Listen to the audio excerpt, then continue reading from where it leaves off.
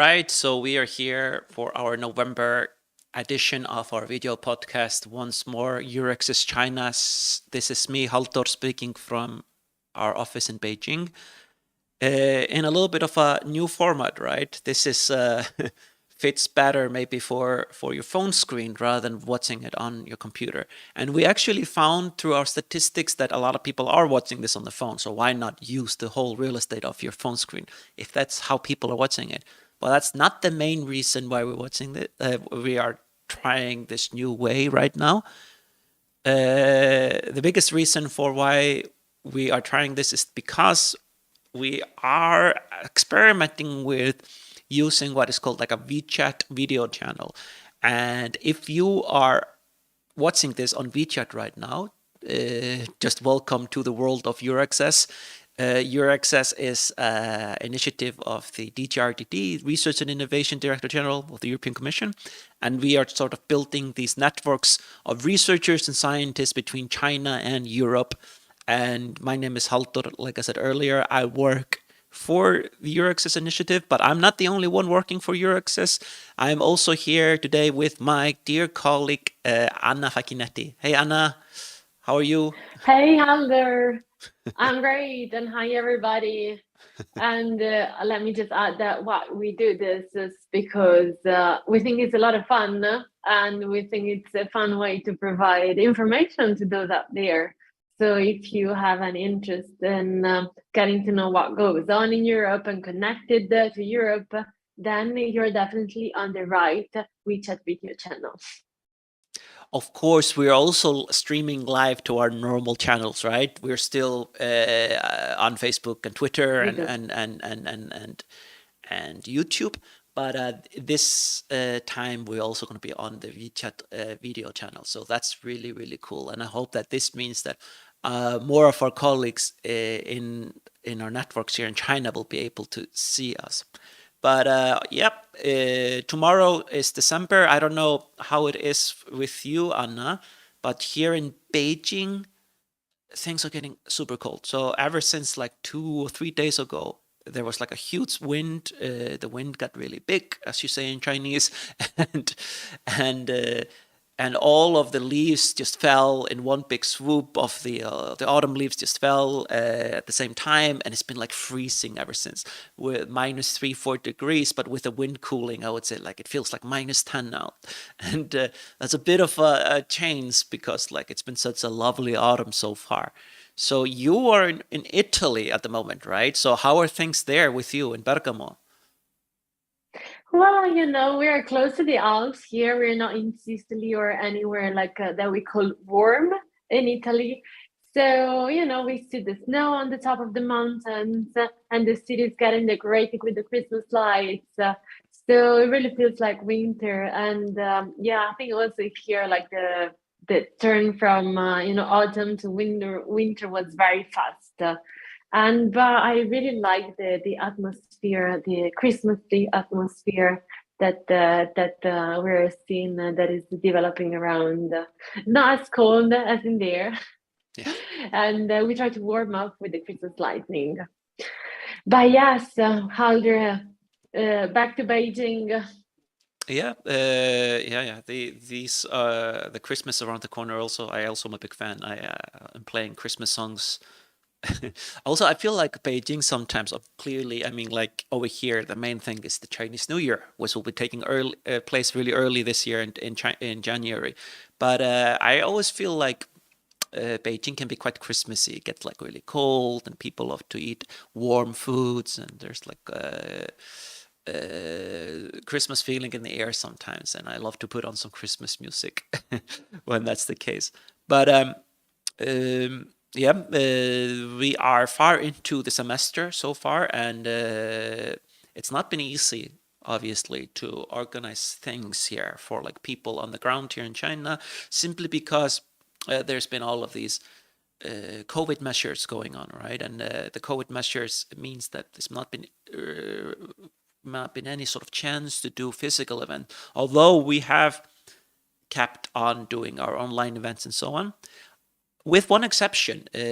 Only only at the beginning of the month, before things started going really bad, like in terms of lockdowns and so on, we managed in the nick of time to squeeze in like a small cozy event for European scientists here in China.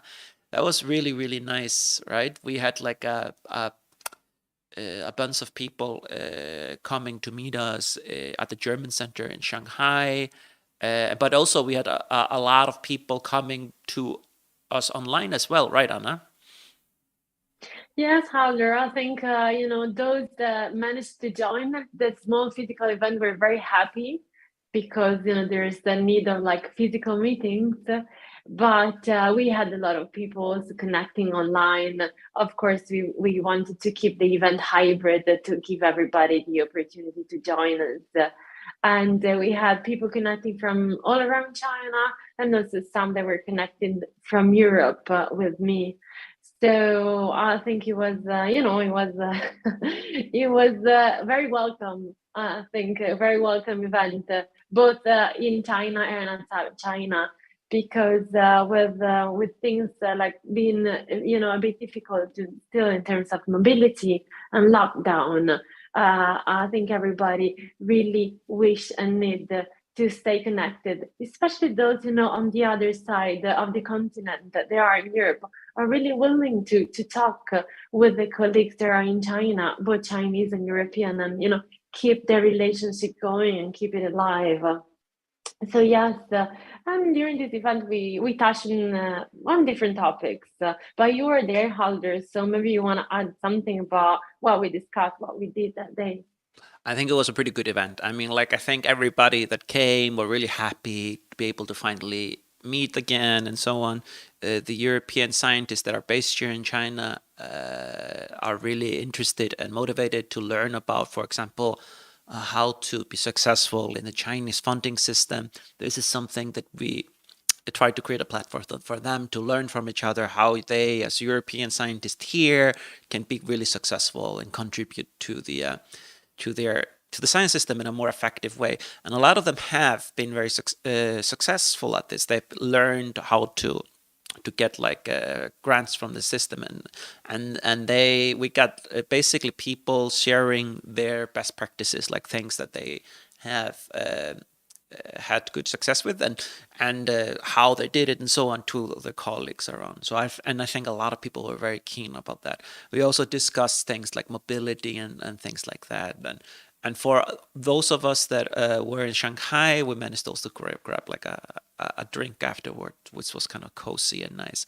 But that's not the only thing that we did. I mean, like, if you are interested in seeing a little bit the feeling of it, I did upload on the WeChat video channel. I did upload like a short video from the event, like 1 minute long, that you can maybe absorb a little bit of the atmosphere. Like, but this was not the only thing that we managed to do. That week, we were also present at the CIE, the China International Import Export Expo. We were sort of participating in the innovation panel, innovation sort of floor there, and we were talking about EURAXESS, but also participating in different activities and events. And the day after the forum, I managed to go to Wenzhou, which is a city many of our Chinese colleagues will be very familiar with. It's an affluent city based in Zhejiang province, not too far away from Shanghai. And I was invited there by the World Young Scientist Summit, the WISS, which is an activity organized by the Chinese Association of Science and Technology. And in this case, it's the Zhejiang Association of Science and Technology that implements it in Wenzhou.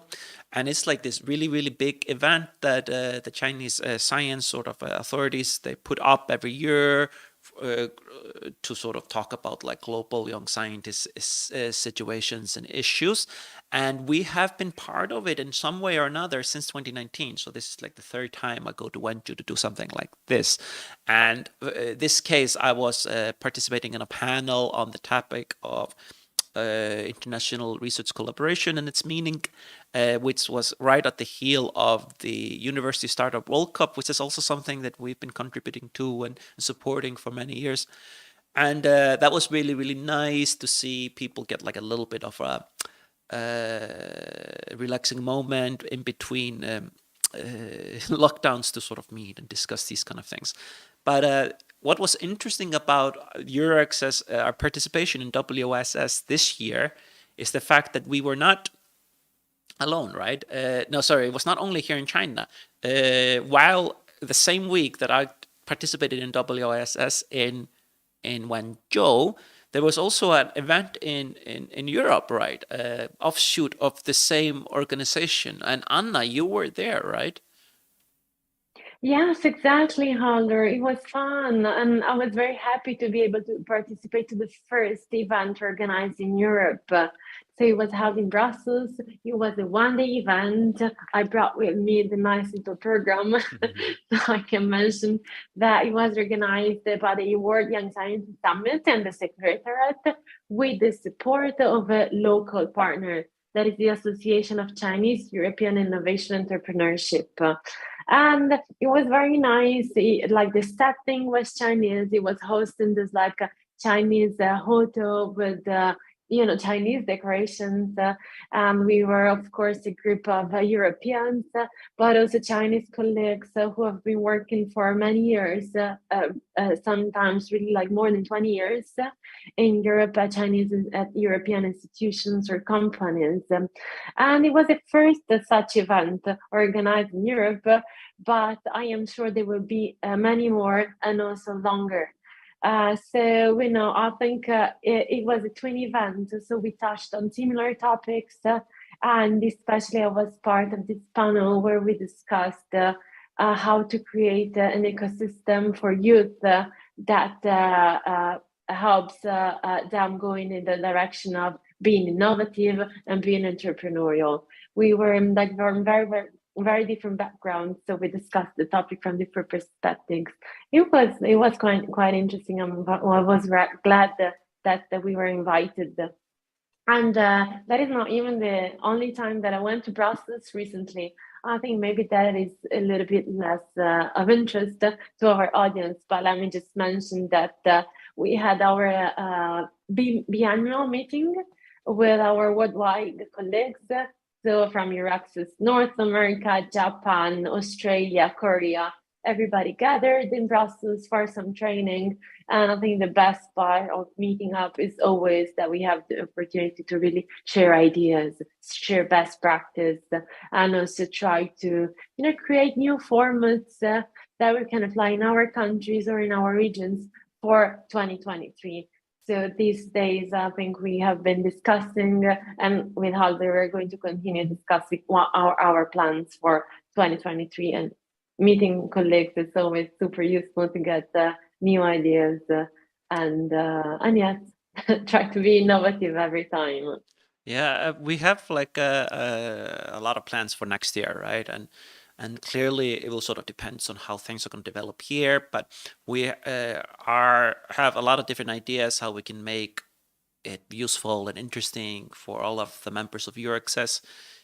All the researchers, both Chinese and Europeans, will be able to participate in our different activities. One thing for sure that we always do is to continue with our successful webinars, where you can learn about how you can benefit from the different infrastructure and so on, and funding and research that are available to somebody like you. That includes things like the Marie Curie funding scheme in Europe, but also one thing that we have had a great success with over the last few years is the European Research Council, the ERC, right? We do every year when the calls of the ERC are opening, we do these events. We did one now in the end of September, if I remember correctly.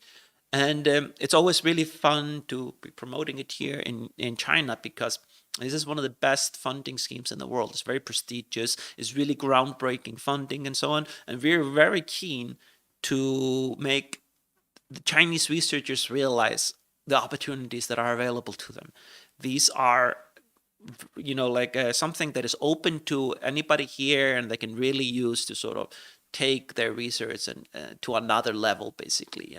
And people might not all be aware of the ERC grants here in China, but I think our sort of promotional activities and the trainings and so on we've been doing over the years is slowly raising awareness of this opportunity, which is clearly visible in the fact that this year we just got the news a week ago. Amongst the winning grantees of the ERC grants in 2022, we had how many Chinese grants? A lot, right? Do you have it in front of you, Anna? Let me see if I have it. Yes, I have it here. We had 10, Oh, 10 Chinese ERC grantees. They are going to different European countries. Mainly is like UK, Germany, Belgium, Finland, and they work on very many different fields. I was just reading through very quickly, but we have like batteries, artificial life, quantum technology, and zero emission technologies. Some are really hard to understand for me, even from the title. Looks like super complicated. Like they must be very smart, but they always are. And they're also super innovative, groundbreaking ideas if they are selected for an ERC grant. So congratulations to these 10 Chinese researchers. Well done, and good luck with the start of your of your work. What do you say, Halder? I think it's just fabulous. I mean, like looking at the projects that got approved this year for Chinese researchers, just like it's groundbreaking stuff that these people are working at. And I'm just so glad that they are able to get support to push the boundaries of science in all these different fields that you mentioned. I mean, like I am just fascinated by the kind of things that they're looking into. Is some of them are really grand in scale and kind of crazy ideas that they're like could really change how people see their world around them and so on. And to do something like that, you need a lot of support. So I'm just really happy to see that taking place, and I'm really happy to see so many Chinese researchers being sort of embraced in that system and getting benefits from that.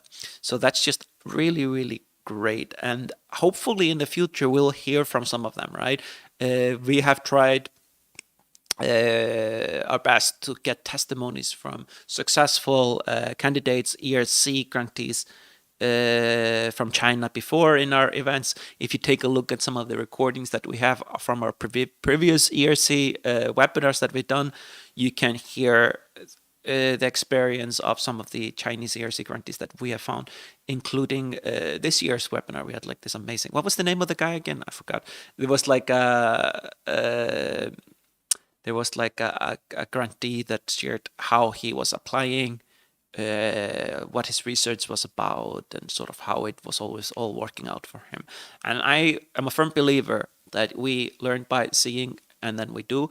So you see how other people's do, and you can kind of like, it will give you a much sort of fuller image of like how this could apply to your situation. So I think our webinars are actually really good for that. And looking at those new Chinese grantees, I want to see them a year or 2 years down the lines, like really developing their ideas, and maybe we'll catch them and maybe able to talk to them. That'll be amazing. But yeah, with that in mind, I think maybe we can like sort of close this month's videocast. I don't know, unless you have something else to add. No, I don't think I have anything else, Hunter. And I'm always like afraid that we talk too much. I don't know how long we've been going on, but I think we want to keep it short and sweet. So maybe it's just time to say goodbye to everybody and see you the next time. Yeah, yeah, you're right.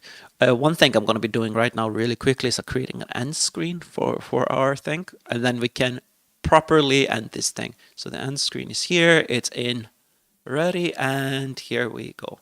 All right, goodbye.